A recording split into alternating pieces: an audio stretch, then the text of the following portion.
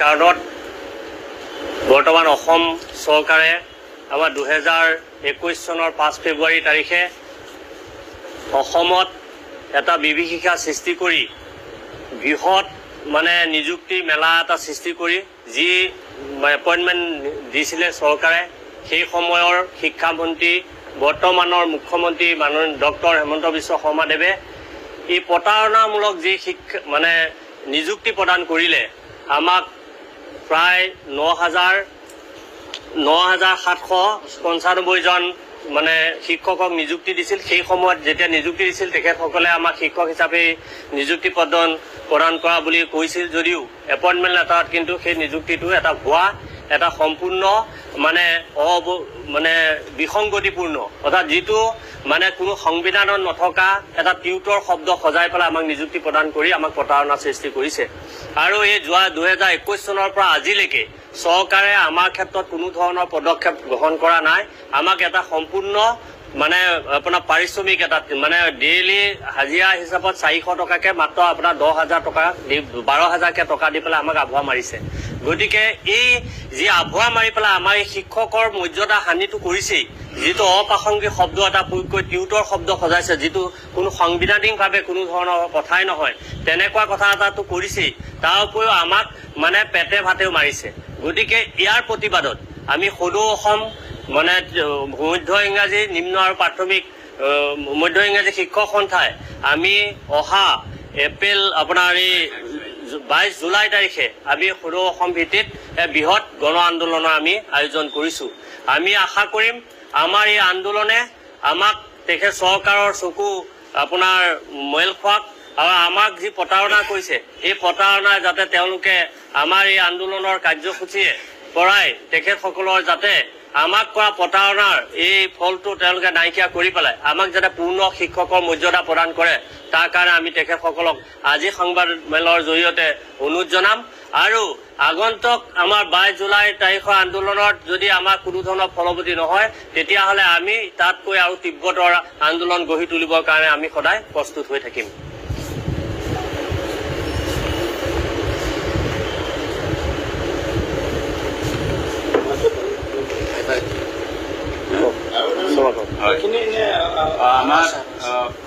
আমাৰ মূল কথা হল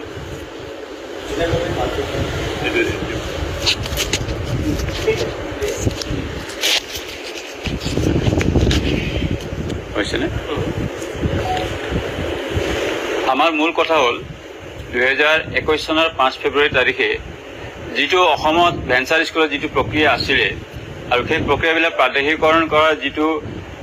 প্ৰাদেশিকৰণ কৰা হৈছিল চৰকাৰে, কিন্তু 2021 চনৰ 5 ফেব্ৰুৱাৰী তাৰিখে সেই প্ৰাদেশিকৰণৰ আওতাত আমি শিক্ষকৰ ঠাইত আমাক টিউটৰ সজাই এটা সীমিত মাননি 350 টকা হাজিৰাৰ নিচিনা মজুৰি দিয়া হৈছে। এই চাকৰি বুলি যিটো কোৱা হৈছে সেই সময়ত কোৱা হৈছিলে তদানীন্তন শিক্ষামন্ত্ৰী বৰ্তমানৰ মুখ্যমন্ত্ৰী ডক্টৰ হিমন্ত বিশ্ব শৰ্মা ডাঙৰীয়াই কৈছিলে যে আপোনালোকে ট্ৰেকত সোমাই লওক। এই ট্ৰেকত সোমাই লোৱাৰ পিছত আমি পৰ্যায়ক্ৰমে আপোনালোকক এটা পৰ্টেল খুলি দি পেলাই যিসকলে আইনমতে যিখিনি ধাৰা আছে, যিখিনি আমাৰ প্ৰয়োজনীয় কোৱালিফিকেশ্যন লাগিব সেইখিনি হোৱাৰ লগে লগে আপোনালোক শিক্ষকলৈ উন্নীতকৰণ কৰা হ'ব, ট্ৰেকত সোমাই লওক বুলি তেখেতে ঘোষণা কৰিছিলে। কিন্তু সেই ঘোষণা আজিলৈকে যিসকল টেটত উত্তীৰ্ণ হৈছে তেওঁলোকৰো হোৱা নাই। আৰু আমি 2021 চনৰ 5 ফেব্ৰুৱাৰীৰ পিছৰ পৰা শিক্ষকৰ পৰা আমি টিউটৰলৈ অৱনমিত হৈ সামাজিক গ্লানি আৰু এক মৰ্যাদাহীন আমাৰ যিটো শিক্ষকতা জীৱনৰ যিটো এটা গাম্ভীৰ্য যিটো মৰ্যাদা আছিল সেই মৰ্যাদা হেৰুৱাই এটা সামাজিক গ্লানিৰে আমি জীৱন নিৰ্বাহ কৰি আছো, শিক্ষাদান কৰি আছো। যাৰ বাবে আমি বিগত সময়তো আমাক শিক্ষকৰ মৰ্যাদা দিয়ক, আমাক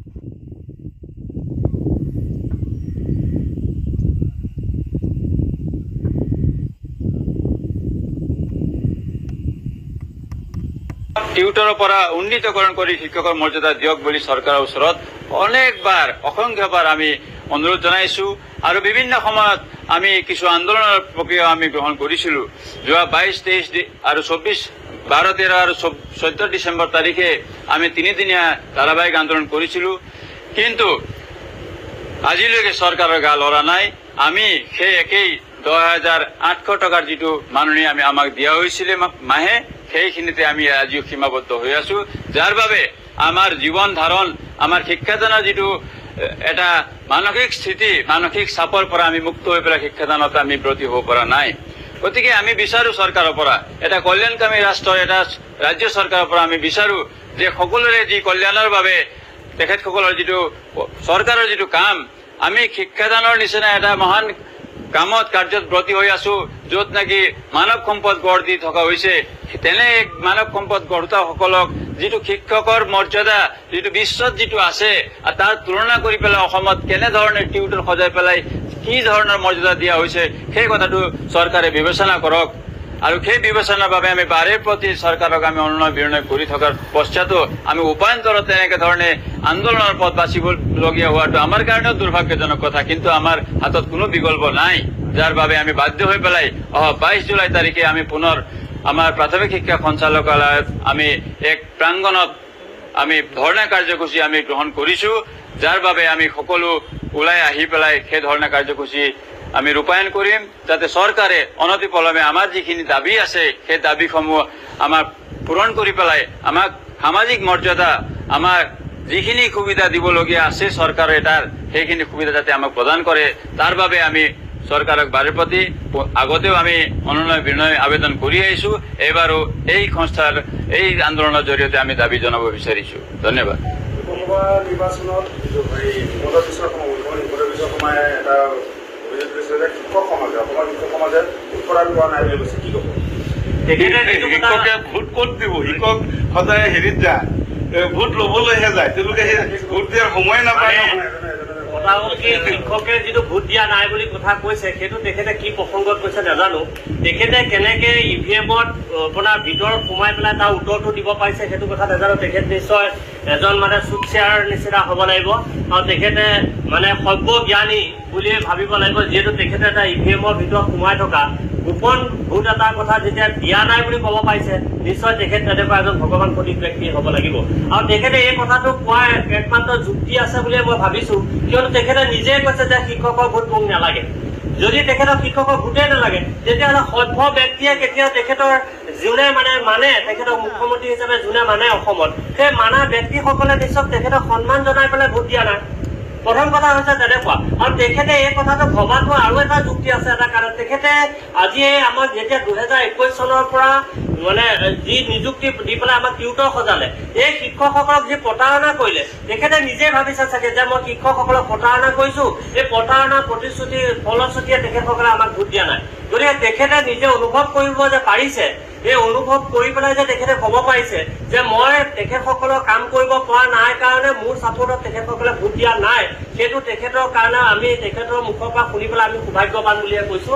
আৰু তেখেতৰ এই অনুভৱটো যদি সঁচাই হৈছে, তেতিয়াহ'লে বিগত দিনত আমাৰ সমস্যাসমূহ সমাধান কৰাৰ ক্ষেত্ৰত তেখেতে এটা উপযুক্ত পদক্ষেপ গ্ৰহণ কৰি অনাগত দিনত যাতে তেনেধৰণৰ শব্দ প্ৰয়োগ কৰিব লগা নহয়, তেখেতে যাতে পুনৰ আকৌ মুখ্যমন্ত্ৰী আসনলৈ আহিব পাৰে, তাৰ কাৰণে তেখেতে সুব্যৱস্থা গ্ৰহণ কৰিবৰ কাৰণে আমি শিক্ষক সদৌ অসম মধ্য ইংৰাজী নিম্ন প্ৰাথমিক শিক্ষক সন্থাৰ তৰফৰ পৰা তেখেতক আমি বিশেষভাৱে অনুৰোধ জনাইছো। আৰু যদি সেই অনুৰোধৰ মতে তেখেতে কাম নকৰে, অনাগত দিনত 2026 চনত নিশ্চয় তেখেতৰ ফলটো আৰু নিগেটিভ হ'ব বুলিহে আমি ভাবিছো। আমি তেনেকুৱা আৰু নিগেটিভ হ'বলৈ বিচৰা নাই, পজিটিভে হওক, তেখেত পুনৰ আকৌ মুখ্যমন্ত্ৰী হওক, তাই আমি কামনা কৰিছো, যাতে আমাৰ শিক্ষকৰ এই বৃহৎ সমস্যাসমূহ সমাধান কৰি দিয়ক। আৰু আপোনালোকৰ জৰিয়তে আৰু এটা কথা ক'ব বিচাৰিছো, অনাগত দিনত তেখেতে এই ইলেকশ্যনৰ পিছত বিভিন্ন চেনেলৰ মাধ্যমত কৈ আছে যে শিক্ষকৰ সমস্যা সমাধান কৰা হ'ব, কৰি দিয়া হৈছে, তেখেতসকলে আমুক কৰি এইবিলাক সম্পূৰ্ণ আভুৱা মৰা কথা। কাৰণ যদি প্ৰকৃততে কৰিব বিচাৰিছে, তেতিয়াহ'লে টিউটৰ এই অপ্ৰাসংগিক শব্দটো নাইকিয়া কৰি পেলাই শিক্ষকসকলক সম্পূৰ্ণ শিক্ষকৰ মৰ্যাদা প্ৰদান কৰক। আৰু আমাৰ সম্পূৰ্ণ কোৱালিফিকেশ্যন আছে, আমাক আপোনাৰ যিটো DLA লাগে, প্ৰাথমিক যিখিনি ডিপ্ল'মা কৰ্চৰ যিখিনি কোৱালিফিকেশ্যন লাগে, আমাৰ শিক্ষকসকলৰ সকলো আছে। কিন্তু এতিয়া অপ্ৰাসংগিক টেট শব্দটো জাপি দি পেলাই আমাক যিটো বঞ্চিত কৰিব বিচাৰিছে, এই টেট বাতিল কৰি পেলাই আমাৰ শিক্ষকসকলক শিক্ষকৰ মৰ্যাদা প্ৰদান কৰক।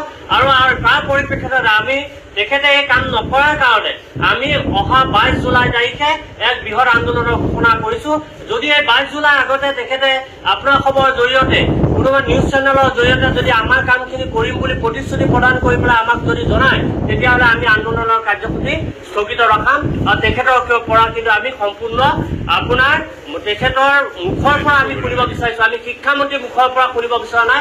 শিক্ষামন্ত্ৰী পুতলা, এই পুতলা সদৃশ ব্যক্তিৰ পৰা আমি কোনো কথা শুনিবলৈ বিচৰা নাই। মুখ্যমন্ত্ৰীৰ মুখৰ পৰা যদি আমি শুনিবলৈ পাওঁ যে আমাৰ কামখিনি কৰিম, তেতিয়াহ'লে আমি ক্ষান্ত থাকিম। আমি 22 তাৰিখে আন্দোলন তেতিয়াহ'লে আমি স্থগিত ৰাখিম, আৰু নহ'লে 22 জুলাই তাৰিখে আমাৰ আন্দোলনৰ কাৰ্যসূচী আমাৰ চলিব। আপোনালোকৰ মূল দাবী কি হ'ব 22 জুলাইত? 22 জুলাইত আমাৰ মূল দাবী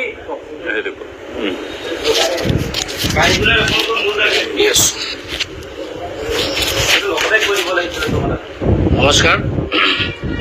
আমাৰ অহা 22 জুলাই তাৰিখে সদৌ অসম প্ৰাদেশিক মধ্য ইংৰাজী আৰু নিম্ন প্ৰাথমিক শিক্ষক টিউটৰ সন্থাৰ তৰফৰ পৰা সদৌ অসম ভিত্তিত গুৱাহাটীত আমি আন্দোলনৰ কাৰ্যসূচী গ্ৰহণ কৰিছোঁ অনিৰ্দিষ্ট কালৰ কাৰণে।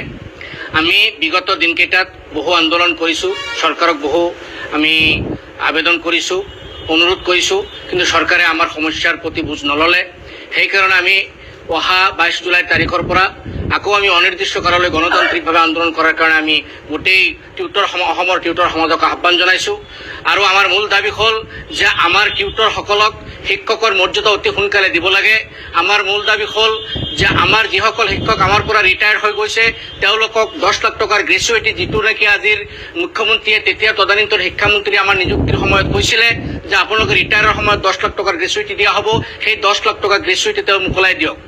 আৰু আমাৰ মূল দাবী হ'ল যে আমাৰ যিসকল আপোনালোকক জনাবলৈ অতি দুৰ্ভাগ্যজনক, অতি পৰিতাপৰ বিষয় যে অসম চৰকাৰে কেনেকুৱা বৈষম্যমূলক নীতি চলাই আছে শিক্ষা বিভাগত। চাওক, আজি আমাৰ দৰে শিক্ষকসকলে 30-35 বছৰ কাল ধৰি আমি ছাত্ৰ ছাত্ৰীসকলক সমাজৰ দৰিদ্ৰ সীমাৰেখাৰ তলত বসবাস কৰা ছাত্ৰ ছাত্ৰীসকলক শিক্ষাদান দি আহি আছো। আজি সেই সময়তে আমি শিক্ষকৰ যিখিনি অৰ্হতা, সেই অৰ্হতা আমাৰ 30-35 বছৰ কাল আগতে আমাৰ আছিলে, আৰু তেতিয়াৰ পৰাই আমি এই দৰিদ্ৰ ল'ৰা ছোৱালীক শিক্ষাদান দি আহিছো। আজি চৰকাৰে বৈষম্যমূলক নীতি প্ৰয়োগ কৰি আমাৰ যিসকল ছাত্ৰ ছাত্ৰী, সেই ছাত্ৰ ছাত্ৰীসকলৰ মিড ডে মিল, যিটো মধ্যাহ্ন ভোজন, দুপৰীয়াৰ আহাৰটো কাঢ়ি নিছে। আজি চৰকাৰে 2017 চনত এক নিষ্ঠুৰ আইন বনাই তেওঁলোকে আমাৰ পৰা প্ৰায় 2600 আমাৰ টিউটৰ শিক্ষকসকলে পঢ়াই থকা 2600 স্কুল কৰ্তন কৰিছে একত্ৰীকৰণৰ নামত। আজি 1165খন স্কুল চেল্ফ বেচ হিচাপে চৰকাৰে অনুমোদন দিছে। আজি এবছৰ হ'ল আমাৰ ল'ৰা ছোৱালী, এই দুখীয়া ল'ৰা ছোৱালীসকলৰ পেটৰ ভাত তেওঁলোকে খাব পৰা নাই, দুপৰীয়া ভাত তেওঁলোকে খাব পৰা নাই। তেওঁলোকে অন্যান্য চৰকাৰী স্কুলৰ নিচিনা যিখিনি সুবিধা পাব লাগিছিল সেই সুবিধাৰ পৰা বঞ্চিত, যিটো আজি অসমৰ দৰিদ্ৰ ৰাইজৰ কাৰণে এটা দুখৰ বিষয়, এটা পৰিতাপৰ বিষয়। আজি আপোনালোকক জৰিয়তে চৰকাৰক আহ্বান জনাব বিচাৰিছো যে চৰকাৰে এই চেল্ফ বেচ বিদ্যালয়সমূহৰ ছাত্ৰ ছাত্ৰীসকলৰ যিখিনি চৰকাৰী সা সুবিধা অতি সোনকালে মোকলাই দিব লাগে। তাৰ সমান্তৰালভাৱে অতি শীঘ্ৰে আমাক টিউটৰৰ পৰা শিক্ষকৰ মৰ্যাদা দিব লাগে। আজি টেটৰ অপ্ৰাসংগিক এটা শব্দৰ টেট, আজি আপোনালোকেও জানে যে টেট এটা অপ্ৰাসংগিক বিষয়। এইকাৰণেই যে টেট কাৰ ওপৰত প্ৰযোজ্য হ'ব লাগে, নতুনকৈ যিসকল নিযুক্তি হয় তেওঁলোকৰ ক্ষেত্ৰত টেট প্ৰযোজ্য হ'ব লাগিছিল। আজি আমাৰ ওপৰত টেটৰ বাহানা দি পেলাই আমাক আঁতৰাই ৰাখিছে। আমাৰ DLED ডিগ্ৰী আছে, অৰ্থাৎ প্ৰফেচনেল যিটো ডিগ্ৰী, DLED ডিগ্ৰী সম্পূৰ্ণ আছে। আমাৰ BA পাছ, হায়াৰ ছেকেণ্ডেৰী পাছ 50%, গোটেইখিনি পাৰ্চেণ্টেজ থকা কোৱালিফিকেশ্যন থকা স্বত্বেও আমাক শিক্ষকৰ মৰ্যাদা দিয়া নাই। গতিকে আমাৰ প্ৰতি চৰম অপমাননা কৰিছে, প্ৰবঞ্চনা কৰিছে, প্ৰতাৰণা কৰিছে। গতিকে এই প্ৰবঞ্চনা প্ৰতাৰণাৰ পৰিপ্ৰেক্ষিতত প্ৰত্যুত্তৰত আমি অহা 22 জুলাই তাৰিখে আমি গণ আন্দোলনৰ আহ্বান কৰিছো। আজি অতি পৰিতাপৰ বিষয় আপোনালোকক জানিবলৈ নিশ্চয় গম পাব যে এইজন মুখ্যমন্ত্ৰীক আমি বিগত 3টা বছৰত বাৰংবাৰ আমি অনুৰোধ কৰিছো যে মুখ্যমন্ত্ৰী মহোদয়, একমাত্ৰ আপোনাৰ কৃপাতে আমাৰ সমস্যাখিনি সমাধান হ'ব। মুখ্যমন্ত্ৰী এজনে আজিলৈকে আমাক সাক্ষাৎ দিয়া নাই। আজি ভাৰতবৰ্ষৰ কোনো এটা ঠাইত সমস্যা সমাধানৰ ক্ষেত্ৰত মুখ্যমন্ত্ৰীক লগ বিচৰা ক্ষেত্ৰত সকলো মুখ্যমন্ত্ৰীয়ে লগ দিয়াটো আপোনালোকে নিশ্চয় জানে, কিন্তু আমাৰ সমস্যাটো লৈ আমি বাৰংবাৰ মুখ্যমন্ত্ৰী মহোদয়ক আবেদন জনোৱাৰ পাছতো মুখ্যমন্ত্ৰী মহোদয়ে আমাক লগ দি পেলাই আমাৰ সমস্যাৰ বুজ লোৱা নাই। এইটো আমাৰ কাৰণে অতি দুৰ্ভাগ্যজনক বা পৰিতাপৰ বিষয়। গতিকে আপোনালোকৰ জৰিয়তে মুখ্যমন্ত্ৰী মহোদয়ক আহ্বান জনাইছো, হে মুখ্যমন্ত্ৰী মহোদয়, আপুনি এই অহা 22 তাৰিখৰ আগত আমাক আপুনি নিজে প্ৰত্যক্ষভাৱে আমাক আহ্বান কৰি সাক্ষাৎ কৰি আমাৰ সমস্যাৰ বুঝলে অতি শীঘ্ৰে ইয়াৰ সমাধান লওক, নহয় আমাৰ 22 তাৰিখৰ পৰা হ'ব লগা অনিৰ্দিষ্টকাল আন্দোলন আমাৰ গণতান্ত্ৰিক চলি থাকিব।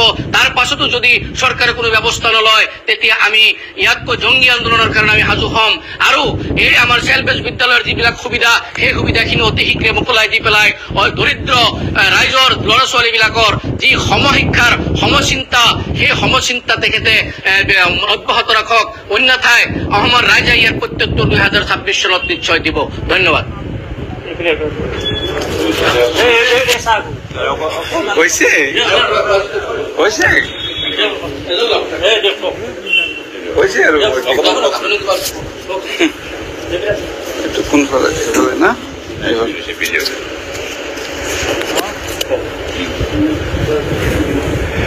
বিশেষ নাই,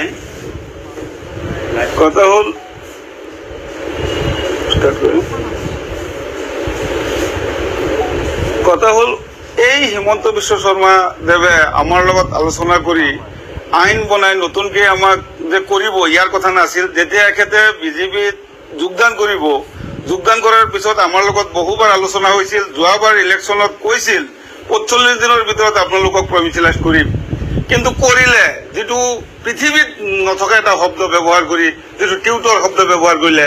পৃথিৱীৰ ক'তো এনেকুৱা শব্দ নাই, কোনো শিক্ষকৰ নামত টিউটৰ নাম এনেকুৱা কোনো নাই। সেই নাম দি পেলাই আমাক প্ৰমিচিলাইজ কৰিলে মাত্ৰ 10,000 টকা। আজিৰ দিনত যিজন মুখ্যমন্ত্ৰীয়ে এই অসমৰ সকলো কাম কৰিব পাৰিছে, আমাৰ টিউটৰৰ সমস্যা একেটা ইচ্ছা কৰিলে 1 মিনিটতে সমাধান কৰিব পাৰে। এই আজিৰ দিনত এই 10,000 টকাত এটা পৰিয়াল চলিব পাৰে জানো? এজন সাধাৰণ চুইপাৰ মানুহেও 10,000 টকাৰ ওপৰত দৰমহা পায়, কিন্তু আমাক মাত্ৰ 10,000 টকা দি শিক্ষকক এনে টিউটৰ নাম দি পেলাই আমাক অৱমাননা কৰিছে। সেইজন মুখ্যমন্ত্ৰীক আমি বাৰে বাৰে আহ্বান জনাম, আমি অনুৰোধ জনাম এখেতে যাতে আমাক অন্তত এই দৰমহা অলপ বঢ়াই দিয়ে, যাতে আমাৰ এটা পৰিয়াল চলিব পাৰে, ল'ৰা ছোৱালীক যাতে আমি ঈদ বা বিহু পূজা আহিলে কিবা এটা দিব পৰা যায়, তেনেকুৱা এটা অৱস্থাত আমাক লৈ যাওক। আমি বেংকত গ'লে বেংকে নিদিয়ে, কোনো লোন নিদিয়ে, কোনো কাম কৰিব নোৱাৰো। আকৌ আমি 9টাৰ পৰা 3টালৈকে আমি স্কুলত থাকো এই টিউটৰ নাম লৈ পেলাই। আমি যেতিয়া শিক্ষক আছিলো তেতিয়া ভাল আছিল, সমাজে আমাক শিক্ষক হিচাপে মৰ্যাদা দিছিল, কিন্তু যেতিয়া গম পালে আমি টিউটৰ ঘৰুৱা শিক্ষক এটা চৰকাৰী ঘৰুৱা শিক্ষক কেনেকে হয়, আচৰিত নামত নাচুক ঘটনা। এনেকুৱা ঘটনা এই মুখ্যমন্ত্ৰীক মই বাৰে বাৰে অনুৰোধ এইটোৱে জনাম, এখেতে ইচ্ছা কৰিলে 1 মিনিটতে সমাধান কৰিব পাৰে। এখেতে আমাক যাতে ৰাস্তাত নমাবলৈ বাধ্য নকৰে, এখেতে ৰাস্তাত যাতে আমি যাব নালাগে তেনেকুৱা এটা ব্যৱস্থা কৰি আমাক এটা সুবিধা কৰি দিয়ক, যাতে আমি এই মানুহখিনি বাচি থাকক। আৰু ৰিটায়াৰ্ড হোৱাখিনি খালী হাতে গৈছে, এওঁলোকক যাতে কিবা এটা দিয়ে তাৰ ব্যৱস্থা কৰক। এইজন মুখ্যমন্ত্ৰীক কাতৰ অনুৰোধ জনাইছো, এখেতে ইচ্ছা কৰিলে যিকোনো সময়তে পাৰে, এখেতে অলপ চেষ্টা কৰক।